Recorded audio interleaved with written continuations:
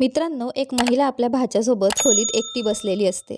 शांतपणे विचार करत असते आणि ती गर्भवती होण्याच्या विचारात गुंतलेली असते. मित्रांनो, ती महिला जेव्हा आपल्या भाच्याच्या रजईत आनंद शोधण्याचा आणि काहीतरी वेगळं करण्याचा प्रयत्न करत असते, तेव्हाच अचानक तिचा नवरा तिथे येतो आणि आपल्या पत्नीला भाच्यासोबत हे सगळं करताना पाहून त्याला धक्का बसतो. तो नवरा शांतपणे म्हणतो, "ठीक आहे, तुला जे करायचं आहे ते तू कर, पण त्यानंतर मी तुला दाखवतो काय होतं ते." आणि मग मित्रांनो, त्यानंतर जे काही घडतं ते ऐकून तुमच्या पायाखालची जमीन सरकेल. कारण ती महिला मुद्दामून आपल्या भाच्यासोबत असं काही करत नव्हती. मित्रांनो, त्यामागे एक मोठं कारण लपलेलं होतं. ज्या आनंदासाठी ती तळमळत होती, त्या इच्छेनेच तिला आपल्या भाच्यासोबत असं काही करायला भाग पाडलं. पण याच आनंदामुळे संपूर्ण कुटुंब उद्ध्वस्त होतं. ही संपूर्ण कहाणी ऐकताना तुमच्या अंगावर काटा येईल आणि तुम्ही विचार करायला मजबूर व्हाल की खरंच आजच्या जगात असंही काही घडतं का? पण मित्रांनो, व्हिडिओ पुढे पाहण्यासाठी तुम्हा सगळ्यांना एक छोटीशी विनंती आहे. जर तुम्ही आमच्या चॅनलवर पहिल्यांदा आला असाल तर चॅनलला सबस्क्राईब करा, व्हिडिओला लाईक करा. ही खरी घटना उत्तर प्रदेशच्या जौनपूर जिल्ह्यात घडलेली आहे.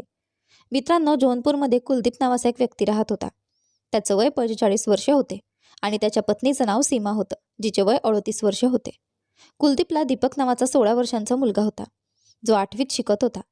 मित्रांनो, कुलदीप शेतात काम करून पैसे कमवत असे आणि त्याच पैशांतून आपल्या कुटुंबाचा आणि मुलाच्या शिक्षणाचा खर्च भागवत असे. हळूहळू वेळ निघून जात होता. मात्र एके दिवशी कुलदीप आपल्या पत्नीला घेऊन बाजारात जात होता आणि तिथून त्याला सासरच्या घरी जायचं होतं. पण मित्रांनो, मध्येच एक 4 व्हीलर गाडी जोरात येते आणि त्याच्या बाईकला जोरदार धडक देते, ज्यामुळे दोघं नवरा बायको रस्त्यावर जोरात आपटतात. काही वेळ त्यांचा श्वास सुरू राहतो, पण नंतर अचानक त्यांचा श्वास थांबतो आणि नवरा बायको एकाच वेळी या जगाचा निरोप घेतात. दीपक एकदम एकटा पडतो आणि खूप रडायला लागतो. त्याचे मामा सुजित, ज्यांचे वय अंदाजे 42 वर्षे असते, त्याला समजावतात, "बाळा, तू इथे एकटा कसा राहशील? तुझं जेवण कोण बनवेल? कसा राहशील? तू एकट्याने सगळं करू शकणार नाहीस. चल आमच्यासोबत चल, तुझी मामी तुला बोलावते, आम्हा सगळ्यांना आनंद होईल." दीपक मामांच्या बोलण्यावर विश्वास ठेवतो आणि त्यांच्यासोबत आपल्या मामा मामीकडे राहायला जातो. तिथे त्याला त्याची मामी खूप प्रेम देते, अगदी आपल्या मुलांसारखं वागवते. मामा मामी त्याला शाळेत प्रवेशही करून देतात आणि दीपक पुन्हा शाळेला जाऊ लागतो. दीपकच्या मामा मामीच्या लग्नाला 15 वर्ष झाली होती, पण त्यांना अजूनही मूल झाले नव्हते. दोघांनी खूप प्रयत्न केले, वैद्यकीय चाचण्या केल्या, पण तरीही त्यांना मूल होऊ शकले नाही. एका दिवशी दीपक मामांना सांगतो, "मामा, आमच्या शाळेत ऑनलाईन वर्ग सुरू होणार आहेत, पण माझ्याकडे अँड्रॉइड फोन नाही. तुम्ही मला फोन घेऊन द्याल का? मला अभ्यासात खूप अडचण येते." त्यावर मामा म्हणतात, "ठीक आहे बेटा, मी उद्या तुझ्यासाठी एक छोटा स्मार्टफोन घेऊन येतो. फक्त तू अभ्यास कर. तुझ्या उज्ज्वल भविष्यासाठी आम्ही काहीही करायला तयार आहोत." दीपकचे मामा मामी त्याच्यावर खूप प्रेम करत होते, कारण त्यांना स्वतःचं मूल नव्हतं. त्यामुळे दीपक त्यांना आपल्या मुलासारखा वाटत होता आणि ते त्याच्यासाठी काहीही करण्यास तयार होते. पण दीपकची मामी आतून अस्वस्थ होती. तिला स्वतःच्या पोटातून झालेलं मूल हवं होतं. एके दिवशी ती आपल्या नवऱ्याला म्हणते, "आपण लखनौला जाऊन चेकअप करून घ्यावा का? आपल्या लग्नाला 15 वर्ष झाली पण अजून मूल झालं नाही. मी अजूनही गर्भवती का होत नाही? आपण किती दिवस वाट पाहणार? आपण इलाज करून बघूया." दीपकचे मामा लखनौला जाण्यास तयार होतात, कारण त्यांनाही मूल हवं असतं. शेवटी कोणत्याही आईवडिलांसाठी स्वतःच्या मुलासारखं काहीही नसते. अशा प्रकारे एक दिवस जातो आणि दीपकचे मामा त्याच्यासाठी 8,000 रुपयांचा नवीन अँड्रॉइड फोन घेऊन येतात आणि त्याला देतात. आणि दुसऱ्या दिवशी हे दोघं नवरा बायको लखनौसाठी निघतात. लखनौला गेल्यावर ते आपापला चेकअप करून घेतात. जेव्हा डॉक्टर त्यांना रिपोर्ट दाखवतात तेव्हा कळतं की दीपकच्या मामांमध्ये काही त्रुटी आहे, पण त्याच्या मामीमध्ये कोणतीही समस्या नाही.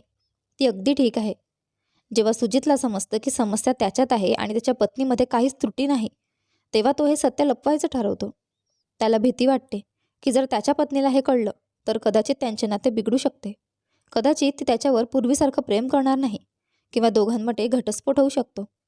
म्हणून तो आपल्या पत्नीला खोटं बोलतो आणि तिला सांगतो, "आपल्यात काहीच समस्या नाही, आपण दोघं अगदी ठीक आहोत. डॉक्टर म्हणालेत की काही औषधं घ्यायची आणि नियमित प्रयत्न करत राहायचं. लवकरच सगळं ठीक होईल."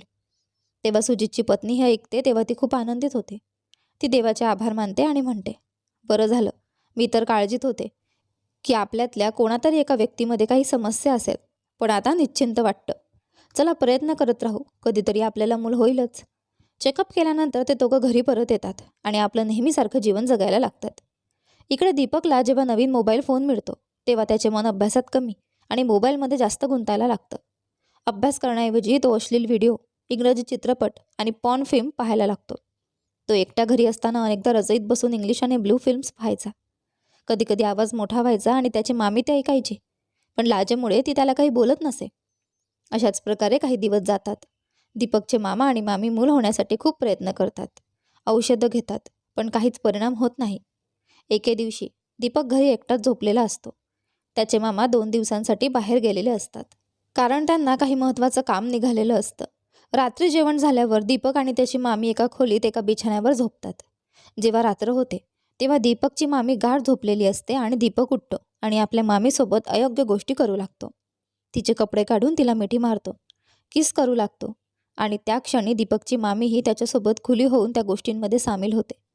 तिच्या मनात विचार येतो की का नाही दीपककडून प्रेग्नंट होऊन पाहावं, कदाचित माझं मूल होईल किंवा नाही हे तरी कळेल. कारण तिला हे पक्क वाटत असतं की तिच्या नवऱ्यामध्येच काही त्रुटी आहे, म्हणूनच मूल होत नाही.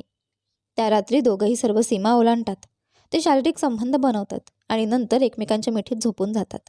सकाळी जेव्हा दीपकची मामी जागी होते तेव्हा तिला वाटतं की दीपक तिला काहीतरी विचारेल, काही बोलेल, पण दीपक काहीही बोलत नाही. तो शांतपणे उठतो आणि शाळेला निघून जातो. त्यामुळे दीपकची मामी निश्चिंत होते आणि स्वतःला समजावते की तो लहान आहे, कदाचित काही समजत नसेल. काही काळानंतर जेव्हा दीपकच्या मामाला सुजितला कळतं की त्याची पत्नी गर्भवती आहे, तेव्हा त्याच्या पायाखालची जमीनच सरकते. कारण त्याला आधीपासूनच माहीत असतं की समस्या त्याच्यात आहे. तो कधीच बाप बनू शकत नाही.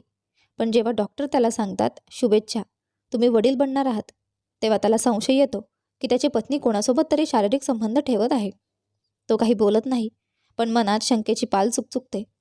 शेवटी जेव्हा त्याची पत्नी त्याच्या आरोपांना नकार देते तेव्हा सुजित हार मानतो आणि तो सत्य सांगतो. तो म्हणतो, लखनौमध्ये आपण जेव्हा डॉक्टरांकडे तपासणीसाठी गेलो होतो तेव्हा डॉक्टरांनी सांगितलं होतं की सुजीच्या शरीरात काहीतरी त्रुटी आहे, तो कधीच बाप बनू शकत नाही. तेव्हा तो हादरून गेला होता. पण आता जेव्हा त्याची पत्नी त्याला सांगते की ती गर्भवती आहे तेव्हा तो संतापाने थरथर कापतो. तो विचारतो, माझ्यातच दोष आहे तर तू गरोदर कशी राहिलीस? हे मूल माझं असूच शकत नाही. त्याच्या बायकोचे हसू चेहऱ्यावरच गोठते. तिला वाटलंही नव्हतं की तिच्या नवऱ्याला सत्य कळेल. ती घाबरते, पण शेवटी सगळं कबूल करते. हे ऐकून सुजित संतापून जातो. तो आपल्या पत्नीला आणि दीपकला जबरदस्त मारतो. त्यांची निर्दयतेने धुलाई करतो. काही काळानंतरही घरात सतत भांडणं सुरू राहतात. सुजित वारंवार सांगतो, हे मूल माझं नाही, मी याला जन्माला येऊ देणार नाही. पण त्याची पत्नी हट्टी असते, मी हे मूल जन्माला घालणारच. घरात वातावरण इतकं तापतं की सुजितची पत्नी एक भयंकर निर्णय घेते. ती दीपकला मोहात पाडते आणि सांगते, हे मूल तुझं आहे, मी फक्त तुझ्यावर प्रेम करते. आपण लग्न करू आणि सोबत राहू, पण त्यासाठी तुझ्या मामाला आपल्या मार्गातून दूर करावं लागेल. दीपक अजाण आणि नादान असतो. तो मामीच्या प्रेमाच्या जाळ्यात अडकतो आणि तिला मान्य करतो. ते मिळून एक कट रचतात. दीपक आपल्या मित्रासह मामाला रेल्वे ट्रॅकजवळ बोलावतो. तिथे एक बाग असते जिथे ते चिकन पार्टी करतात आणि त्याला भरपूर दारू पाजतात. सुजित नशेत पूर्णपणे बुडून जातो आणि तेव्हाच एक ट्रेन वेगाने येते आणि सुजितचा अपघात होतो. गावात बातमी पसरते की सुजित दारूच्या नशेत रेल्वे ट्रॅकवर पडला आणि त्याचा मृत्यू झाला. गावकऱ्यांना वाटते की हा एक अपघात आहे, कोणत्याही कटाचा यात भाग नाही. पण मित्रांनो, हा रेल्वेचा प्रकार असल्यामुळे पोलिसांना माहिती मिळते. ते चौकशी सुरू करतात आणि हळूहळू खरी गोष्ट समोर येऊ लागते. आणि मित्रांनो, पोलिसांची चौकशी सुरू होते आणि शेवटी सत्य बाहेर येते. पोलिसांना कळतं की त्या रात्री दीपक, त्याचे मामा आणि त्याचे मित्र तिथे पार्टी करत होते. सर्व पुरावे हाती लागताच पोलीस तिघांना अटक करतात आणि तुरुंगात टाकतात. मित्रांनो, तुम्ही कल्पना करू शकता की या जगात कोणकोणते लोक असतात. दीपकच्या मामीने जे काही केलं ते पूर्णपणे चुकीचं होतं. जर त्यांना मूल नव्हते होत तर त्यांच्यासमोर एक पर्याय होता. घरातच एक छोटा मुलगा होता, दीपक. जर त्यांनी त्याला आपला मुलगा मानलं असतं, त्याला चांगल्या शिक्षणाने मोठं केलं असतं, त्याला योग्य मार्ग दाखवला असता, पण त्याची मामीच भरकटली, त्यांच्या गरजा पूर्ण केल्या असत्या, तर आज त्यांना हा दिवस पाहावा लागला नसता. त्या आनंदाने आपलं आयुष्य घालवू शकले असते. पण मित्रांनो, जो जसे कर्म करतो त्याला तसे फळ मिळते, हे नेहमीच सत्य असतं. ही कथा आपल्याला काय शिकवते? तुमचं मत आम्हाला नक्की कळवा. कमेंट बॉक्समध्ये तुमच्या प्रतिक्रिया द्या. तुम्हाला कथा आवडली असेल तर व्हिडिओला लाईक करा, चॅनलवर नवीन असाल तर सबस्क्राईब करा आणि हो, नोटिफिकेशन बेल दाबा जेणेकरून येणाऱ्या पुढील व्हिडिओची अपडेट तुम्हाला सर्वात आधी मिळेल. धन्यवाद.